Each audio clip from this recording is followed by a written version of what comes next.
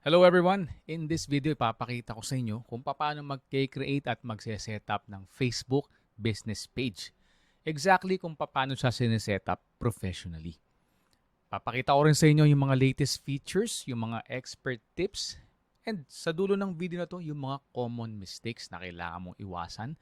Plus, I'll share special trick para ma-boost yung business page mo at ma-reach mo yung mga tamang customers mo. So lahat ng yan coming right up. Okay, so start muna tayo sa overview, no? Ito yung mga dadaanan natin. Why you need a Facebook business page in 2025. Account setup requirements, creating your page, optimizing your visual elements, business information and contact details, adding team members and permissions, setting up call to action buttons, first post and content strategy, and lastly, bonus tips and conclusions. And before tayo mag-start, ba't nga ba kayo magpapaniwala sa akin? So, I'll give you a little background about myself. I'm a digital marketing expert. 12 over 12 years of experience in digital marketing. Started my freelancing career on Odesk. So, now Upwork in 2013 doing SEO. Specializes in lead generation ngayon using Meta and Google Ads. I'm a founder of a small digital marketing and lead generation agency trusted by clients across the US and Canada, consistently earning multiple six figures in revenue. And with a proven e-commerce success with a local brand of our own, consistently earning multiple six figures as well. Okay, so let's jump right into it. So why you need a Facebook business page in 2025? Well, sa panahon ngayon, no, kung wala ka kasing Facebook page, para ka nang hindi business. Lalo na kung nasa Pilipinas yung business mo, ang hirap mo ma-reach yung mga customers mo kung hindi ka nila nakikita sa Facebook, hindi ka visible online. Kumbaga, sa madaling sabi, kung wala kang Facebook page at negosyo ka, parang non-existent yung business mo. Kasi dyan tayo tinitignan madalas ng mga clients, ng mga customers.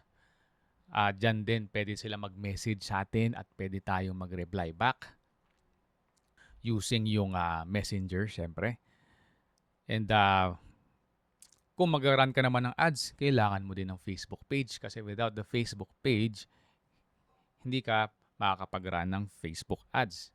So yun, kaya napaka-importante na meron kang Facebook business page regardless kung anong type ang negosyo na ginagawa mo. So next, yung account setup requirements. Ang unang-una dyan, syempre kailangan mo ng personal Facebook account. That's number one. Kasi nakakonect doon yung iyong Facebook business page. So pag gumawa tayo ng Facebook business page, pwede mo rin ilagay yung phone number mo, yung email, yung website kung meron. Pero okay lang din kung wala kang website, no? Kasi the Facebook page can act as a website and landing page para sa'yo. I also recommend, lalo na kung store ka na may foot traffic, ilagay mo yung operating hours mo tsaka yung physical address dun sa Facebook page mo. And kailangan mo ng timeline picture. Actually, old school na pala yung timeline, no? Cover photo na. And profile picture para maganda naman tignan yung Facebook page mo. So mamaya dadaanan natin isa-isa yung mga yan. So proceed tayo ngayon sa pag-create ng Facebook page. So to do that, punta ka sa personal profile mo. And dito sa left panel, makikita mo, meron diyang pages. I-click mo yan at mapupunta ka dito. And from here, click mo tong create new profile or page. By the way, ito yung pinaka-simplest na method, no? Meron pa kasing ibang method kung saan sa Meta Business Suite mo siya pwedeng gawin. So, ipakita ko rin yun bago natin simulan to, no? Quickly. So, sa Meta Business Suite mo, so to go there, pwede kang pumunta dito. Okay, kung wala, click mo to. And makikita mo rin siya dito. So, anyways, dito sa Business Suite, click mo yung settings. Tapos, punta ka dito sa pages. And makikita mo tong ad na to. Click mo yan. And from here, ayan, pwede ka mag-create ng bagong Facebook page. So ito yung pang mga advanced na, yung mga nag-SMM na or media buyer na, kabisado nila to, no? Pero yung pinakamadali is from your personal profile, dito tayo magagawa. Okay? So ito yon. So i-click mo na yan pag ready ka na. And from here, ito yung pipiliin natin, public page. Then click next. And get started. So yan, hihinga ka ng page name, lagay mo yung page name mo, kung ano yung business category niya. Okay, lagyan natin.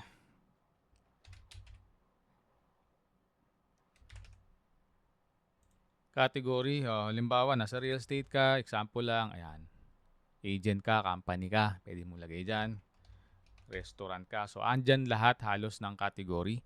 Piliin mo na lang yung right category for your business. That's pretty much self-explanatory. Yung bio, ang dali lang na to, no?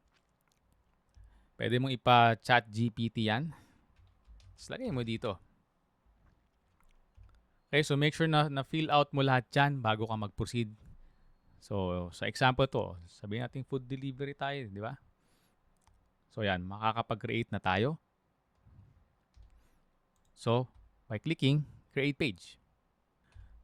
Sa next step naman, ayan, pwede mong ilagay yung website mo, pwede mong ilagay yung phone number mo if you want people to contact you sa phone number mo and you want to show them your website, dapat lagay mo yan dito. And of course, yung email address, location, this guys is pretty much self-explanatory. Ito, yung opening hours din. So, modify this, ayusin mo according to your liking. Pag okay na, you can click next and then yan, add na tayo ng profile picture at cover photo. And dito napapasok yung ito, optimizing your visual elements. Okay. Pag dito, guys, yung profile picture, syempre dapat maganda naman yung quality. Hindi mo naman kailangan mag-hire ng team na may super magandang camera kasi most naman ng cellphones capable na. Basta maayos na yung lighting or kung logo naman, professionally made at high resolution naman. Sa cover photo naman, dito yung lalagay, no? Yung pagbungad mo sa Facebook page. Siya yung parang ang laking banner. Ang term dyan, pagdating sa landing page optimization, kasama siya dun sa above the fold, including yung profile picture. So make sure na optimized din siya and high quality siya. I highly recommend sa mga ginagamit natin sa like Canva for example, no? May mga grid yan na guide. Ano yung ibig ko sabihin? Ito, no? Ayan, no? Kasi iba yung makikita sa desktop, iba rin yung sa mobile. So, itrato mo siya na pagsalpak ng customer, ano yung pinaka gusto mo na makita nila kagad. So, like kunyari, ano ba yung USP, unique selling proposition ng business mo compared sa other competitors? Pwede mong ilagay yan na naka-bullet points. Gusto ba na makita nila yung website, email, and phone number din dun? So, pwede mong ilagay yun. Kung meron kayong mga awards, no, mga certificates, gusto mong makita nila yon, pwede rin ilagay dun. Okay, so pag okay na, upload mo lang dito and magpa-populate na siya dyan. So, in this case, dahil example lang naman to, next na natin, kung may WhatsApp number ka, pwede mo rin sila i-connect dito, no? So for now, let's skip that part. And sa last nito, pwede ka mag-invite ng friends mo para i-like yung page mo. Nang sa ganun, magmukha namang legit yung page. Whether kung mag-run ka ng ads o hindi. Pero lalo na kung mag-run ka ng ads. Kasi pagka nag-run ka ng ads, sinilip nila yung business mo at nakita na wala naman naka-like, walang engagement, walang naka-post, etc., hindi siya mukhang totoong business. Mukha siyang fly-by-night. So, mapapagkamala ka pang scammer. So, yung conversion rate mo, instead na bibili sa'yo si customer, bababa. Kasi meron siyang duda.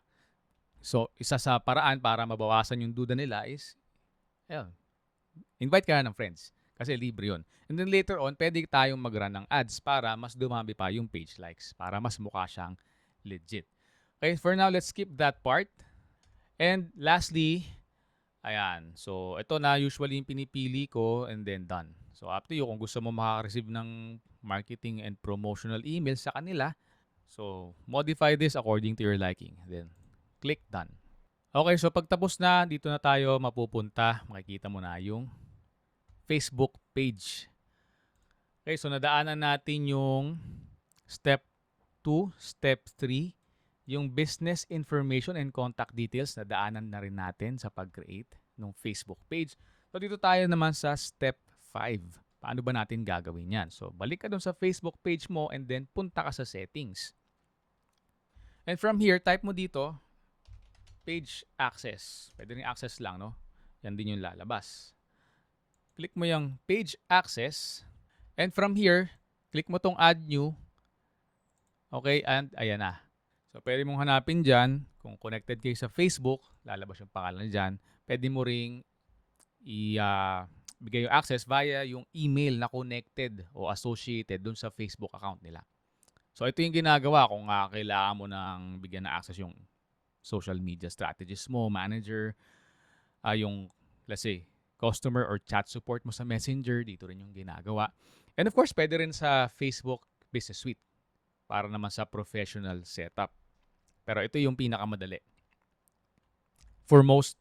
Okay, so next naman is yan, setting up call to action button. So balik tayo dito. So from your page, meron ditong dot, tatlong dot. Click mo yan, tapos add action button. So iba-iba yan, depende sa business. Yung ibang business gusto nila phone number yung nakalagay dyan. Yung iba punta ka sa website.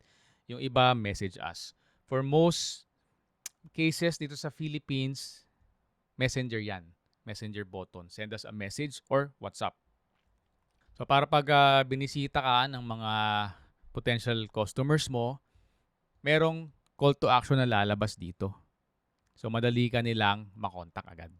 So yun yung pinaka-purpose niyan. Again, tatrato natin siya na para siyang landing page. Na actually landing page naman talaga siya, no? So optimal dapat yung pagkakagawa mo dyan. May purpose lahat. Hindi lang basta sasalpak dyan. Like again, yung ating cover image dapat optimize. Business image o profile image natin, optimize din at maganda, kaya tignan. At yung call to action, ganun din.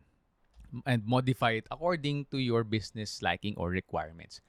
Next natin is first post and content strategy. Siyempre, pagka ikaw halimbawa, nag-rank ka ng ads o kahit hindi, no? Nakontak ka nila somewhere, nakita ka nila sa Google or what, binisita yung page mo ngayon, which is the tendency naman ng lahat ng tao bago bumili. Diba? Tapos nakita nila, inactive, wala kang pinopost. Ang impression niya, siyempre, hindi ka buhay, hindi ka totoong business, baka scammer ka o fly-by-night ka. Kaya siyempre, dapat mag-post ka dito. So anong mga ipopost mo ngayon? About sa totoong itsura ng business mo. Kunyari, kung restaurant ka, di post mo yung mga dishes nyo, yung mga menu nyo, yung mga customers na kumakain. Kung real estate ka, edi yung mga properties, yung mga na-close mo na mga deals, yung mga client testimonials, client reviews, mga property tripping nyo. Kung nagbebenta ka ng products, edi about sa products, about sa mga benefit ng products. So, dun sa content strategy, hindi na tayo deep dive dyan. Okay, kailangan mo ng separate video para dyan . So, under na yan ng SMM. Pero, kung may bibigay ako sa inyo na bonus tip, syempre, pwede mong ikonsulta lahat kay ChatGPT, Claude, o kung ano mang ginagamit mo na AI ngayon, no? Lagay mo yung pangalan ng business mo. Hey, you are, for example, real estate, no? You are a pro real estate agent. I need a content strategy for my real estate business. I sell condos. For example, kung nakafocus ka sa condo. So, describe mo lang sa kanya and siya na yung bahala na mag-suggest kung ano at about saan yung mga ipopost mo. And another bonus tip is pag pumunta ka sa Meta, no? or rather Meta Business Suite, pwede ka mag-create ng post from here. Okay? And pag okay na yung post mo, whether text o video siya, pwede mo yung schedule din dito. And I highly recommend na kung gagawa ka na ng calendar, content calendar, may strategy ka na, no? I-schedule mo na in advance at least isang buwan. Okay? Kasi pinoprovide ni Facebook yan ng libre. Imbes na magsasubscribe ka pa sa mga Hootsuite, Publer, Content Radar, yung babayaran mo pa kasi yun, no? Kung di ka naman nagkikliyente, hindi mo kailangan, no? Ito, sapat lang. Ito lang, sapat na. Okay, so sana nakatulong ang video na to sa iyo. By the way, if you find this helpful, sigurado ko, itong video naman na to, saan ba? Dito. Marami ka rin mapupulot dyan, sigurado. Lalo na kung gusto mo pang matutunan kung paano mag-run ng Facebook ads para sa business mo.